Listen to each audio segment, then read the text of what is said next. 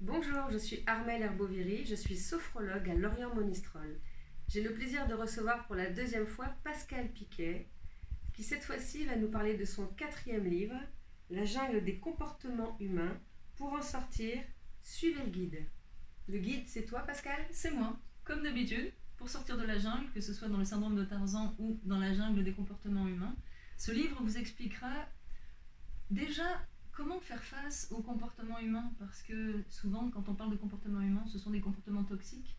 On s'entend que les gens heureux, avec des gens heureux, ça ne produit pas un livre, mais 98% de la population retombe dans ses chaussures d'enfant, et du coup, on vit dans une garderie géante. Ça donne comme résultat du harcèlement, ça donne comme résultat de l'anxiété, de la dépression, du burn-out, et dans les cas extrêmes, du suicide une fois de plus. Donc ce livre explique pourquoi les gens agissent ainsi, parce que c'est important de le comprendre, et puis ensuite comment gérer la dépression et le burn-out, qui sont des allergies à des situations toxiques. Donc à partir du moment où on a une allergie, par exemple, vous mangez des fraises pour la première fois, vous vous retrouvez à l'hôpital avec un œdème de Coinck, entre la vie et la mort. Quand vous sortez de l'hôpital, remangerez-vous des fraises? Je ne pense pas.